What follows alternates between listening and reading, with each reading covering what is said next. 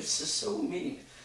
No. So, what do you think Obama's plan is going on from here?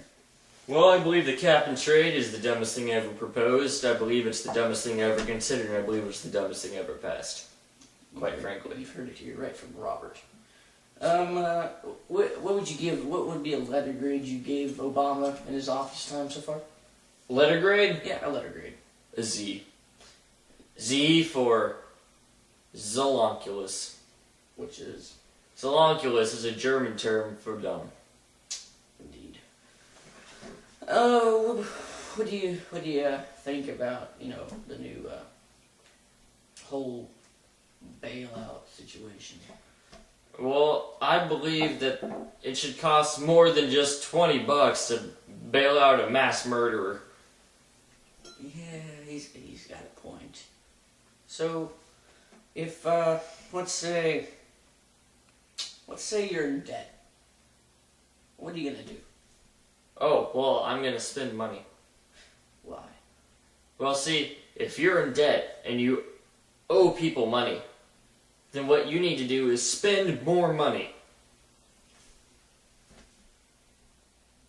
That doesn't make sense, dude. Well, of course it makes sense. No, it's second grade math, dude. If you are in the negatives, let's say, you owe your best friend $20, and you get $20 from your job or something. Are you going to spend that $20? Ducks. Now, speaking of ducks, Robert. If you spend your $20, on a nice pillow, or are you going to, pay your debt to your friend so you don't owe him money anymore? Well, I would buy a pillow, of course. Robert, that doesn't make any sense. Of course it's it not does. helping the situation. Look, if I owe you $20, and I go to work and I make $20, I'm not gonna just give it back to you and make it even. I'm gonna spend it on something else that we could see a return on, like a pillow. Government situations, people you think that's high up, would have some sort of intelligence. Our dependence on oil is absolutely ridiculous. What we need is an alternative fuel source. We sure do. We don't need to be drilling our own oil. I mean, that doesn't make any sense. Why would we drill our own oil? That's way too convenient. Who would want that? That's like having a convenience store right across the street and getting coffee. That's like wanting a candy bar and someone just hands it to you. That's way too convenient. No, we need to make this harder than it has to be and find an alternative fuel source. We have enough oil to supply us for 100 years, but no. That's the easy way out, okay? That requires little tax dollars and just all this convenience and happy people of the nation. No, that's not what we're going for. This is America. We're going to do things the hard way. The hard way, with a bunch of tax dollars. Yeah, and spend money. And a bunch of unhappy people. Yeah. That's how we do things. Leads to unhappy lives. That's why Obama's in charge, because that's the kind of change we're looking for. Easy way out, common sense, all that stuff is old hat, my friend. And who wants that? This is a new era of thinking, where we throw out common sense and logic and just feel with our hearts. Yeah. Do whatever our minds say to do. Like, maybe bring in some communism if you want to. Like, if I'm gonna punch Bob in the face and I feel that I have the right to do it, then I can. And of course he'll be upset about it, but I have rights. Rights. And so if I feel that I can do it and that's okay, then that makes it okay. See, I just love this day and age, Bob, when we can live in a place where anarchist type, themes and morals and that kind of mindset is just in every youth's mind of America due to subliminal television. Subliminal? Oh, I gotta love that. Subliminal movies. All the messages put in there. If you really think about it, they're just, promotion of liberal views. And I think it's, quite honestly, the greatest scheme I've ever heard of. Deception, manipulation of young children, they're just there for an entertainment. They think, oh, it's just a movie, but it's just so much more than that. It installs ideas in their head, communistic ideas, that they don't even know about. I think it's sheer brilliance.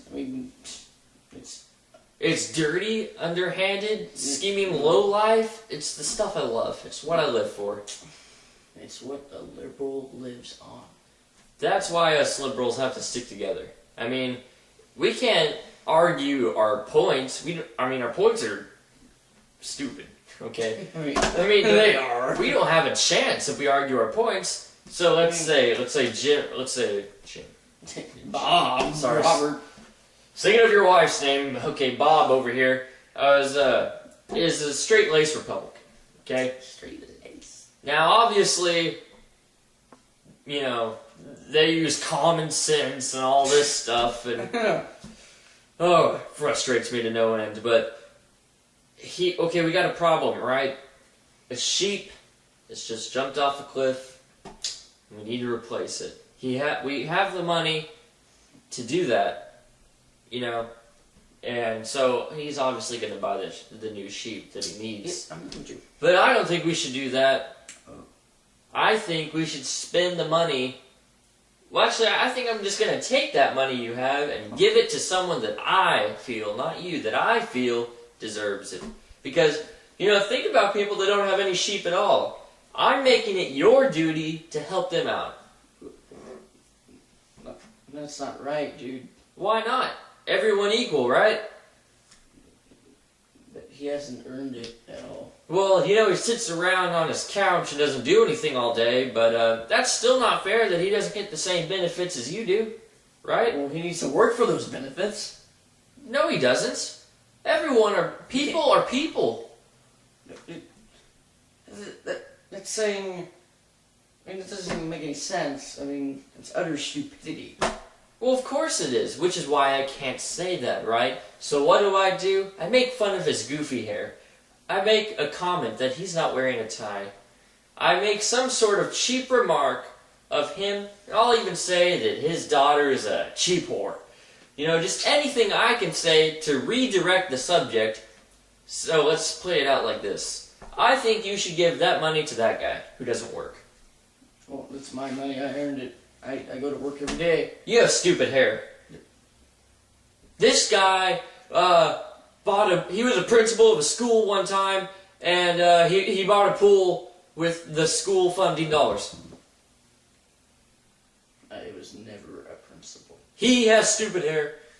See, that's how it works. And see, by doing that, redirecting the subject, getting people's minds off the real issue, and getting to more personal, inaccurate things, that's how we achieve our goals of liberalism. Because we don't have a point to argue. We have flaws to pick out. And when we don't, we make them up. That's how it works. And a lot of us liberals, we're not going to talk about that. We don't want to come right out and say that. But I feel that the people of northeastern Rhode Island should be informed, all 12 of them. You know, because I think they should join our cause. And if they get inside the project, you know, behind the scenes of what we're really doing, then just, you know, kind of helps out, maybe, you know, gives them a new perspective on what the evil we're trying to accomplish. And maybe they'll hop right on board. I mean, what do you want? Do you want to make your own choices to do what you want? Or do you want somebody else telling you what to do? Well, see, the basic, when it comes down to all of it, you know, economically speaking, the way it comes down to is Republicans, they feel that they should be decisive with their own money. He should decide what he should do with his money. I should get to decide what I do with my money. But I say, in liberalism, I get to decide what he does with his money. It's my money. I mean, come on. But I know better. Why?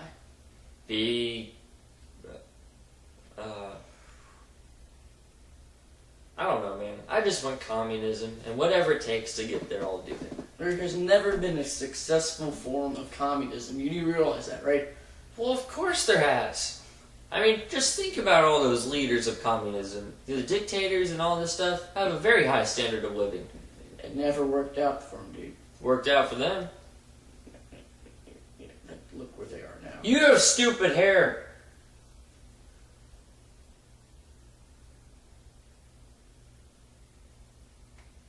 This has been another segment of Bob and Robert. Tune in with us next time when we discuss the cap and trade getting past